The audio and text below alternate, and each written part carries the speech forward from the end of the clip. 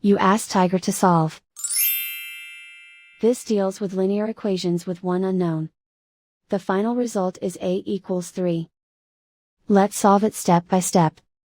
Group all L terms on the left side of the equation. Add 8 to both sides. Group like terms. Simplify the arithmetic. Group like terms. Simplify the arithmetic. Group all constants on the right side of the equation. Add 11 to both sides. Simplify the arithmetic.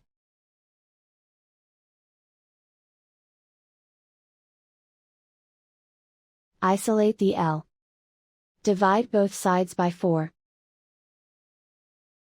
Simplify the fraction. Find the greatest common factor of the numerator and denominator.